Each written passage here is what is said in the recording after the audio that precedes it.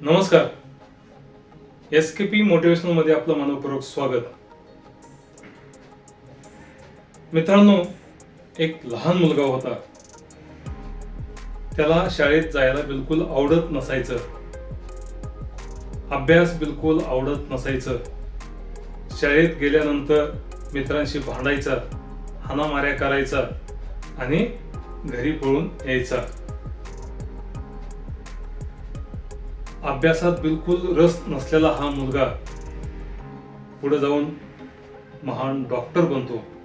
27 तास संयमित जुळ्या बाळांचं ऑपरेशन करून दोघांना वेगळं करणारा हा आदर्श असा हा डॉक्टर.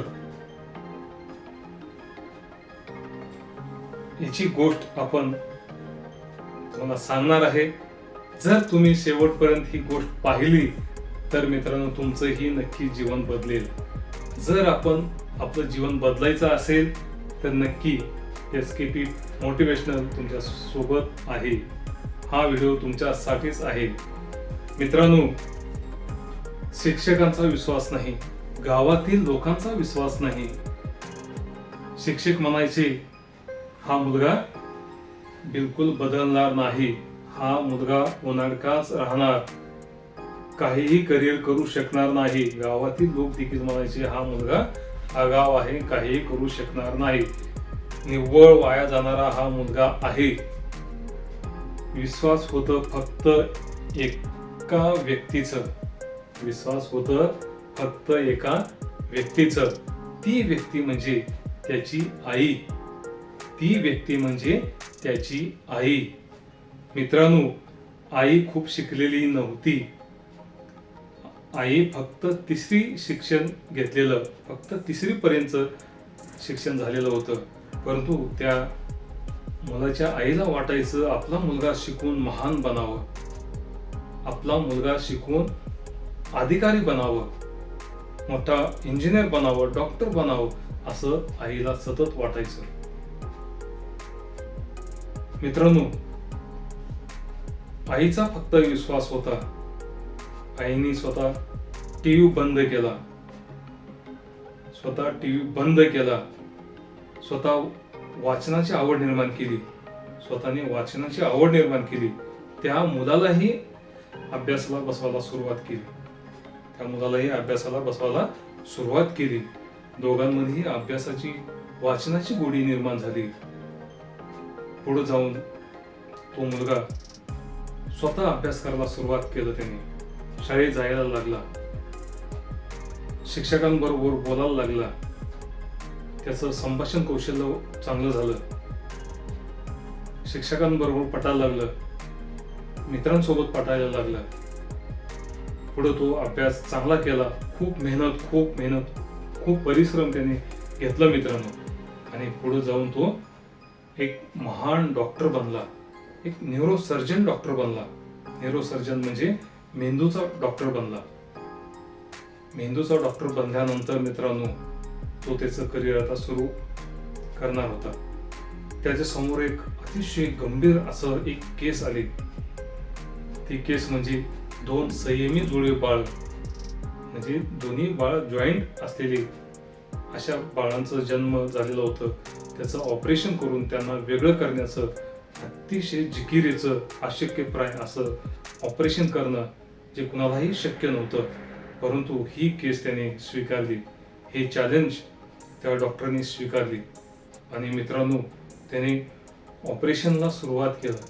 10 तास झाले, 15 तास झाले, 20 तास झाले, 25 तास झाले, ऑपरेशन सुरूच होतं. 27 तास झाल्यानंतर मित्रांनो, हे ऑपरेशन सक्सेस झालं. ऑपरेशन सक्सेस झालं. 2 मुलं संयमी जुळे वेगवेगळे झाले. मित्रांनो, जगभरातून कौतुकाचं वर्षाव सुरू झालं. जगभरातून या डॉक्टराचं कौतुक सुरू झालं.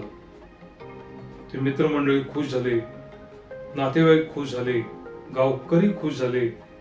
सगळेजण कौतुक करू लागले. अशातच मित्रांनो, एक डॉक्टर पुढे येतो आणि म्हणतो, त्या डॉक्टरला म्हणतो, अहो डॉक्टर, तुम्ही 27 तास ऑपरेशन, इतकं अथक परिश्रम, इतकं अथक मेहनत घेऊन तुम्ही यशस्वी ऑपरेशन केलं, याच्या पाठीमागं प्रेरणा कोणाची? तर मित्रांनो, यावेळी तर डॉक्टर काय म्हणतो पहा, 27 तास ऑपरेशन करून जे यशस्वी ऑपरेशन केलं, त्याच्या पाठीमागं माझ्या आईची प्रेरणा होती. माझ्या आईमुळं मी हे करू शकलो. मित्रांनो, आई शिकलेली आहे की नाही याच्याशी काही देणं घेणं नाही. फक्त त्या आईची जिद्द आणि मेहनत हेच उपयोगी पडलं. आईची जिद्द, मेहनत आणि त्या मुलाची देखील मेहनत, सकारात्मक विचार हेच उपयोगी पडलं. मित्रांनो, आजच्या ह्या गोष्टीपासून आपल्याला हेच शिकायचं आहे. आई वडील जिद्द मेहनतीने सगळं कमवतात, आपल्याला सपोर्ट करतात, परंतु आपण देखील त्यांच्या ज्या मेहनत किंवा जिद्द जे आहे त्या जिद्दीला आपण देखील तितकंच सहकार्य केलं पाहिजे. आपण देखील त्यांचं नाव कमवलं पाहिजे, आपल्या गावकऱ्यांचं नाव कमवलं पाहिजे. मित्रांनो, हे जर केलं तर नक्कीच आपण आपल्या जीवनामध्ये यशस्वी झाल्याशिवाय राहू शकत नाही. मित्रांनो, एवढं लक्षात ठेवा, संघर्ष, संयम आणि सातत्य या 3 गोष्टीचं संगम जर तुम्ही तुमच्याकडे करून ठेवलं तर नक्की तुम्ही यशस्वी झाल्याशिवाय राहणार नाही. मित्रांनो, आजची ही गोष्ट जर तुम्हाला आवडली तर नक्की तुम्ही लाईक करा. ही गोष्ट तुम्हाला आवडली तर नक्की तुम्ही गरजूंना शेअर करा आणि चॅनलला सबस्क्राईब करा. चॅनल सबस्क्राईब केल्यानंतर पुढचा अपडेटेड जो व्हिडिओ येईल तो पहिल्यांदा तुम्हाला पाहायला मिळेल. तसेच सुरक्षित राहा, निरोगी राहा आणि आनंदी राहा. भेटूया पुढील व्हिडिओमध्ये. थँक्यू.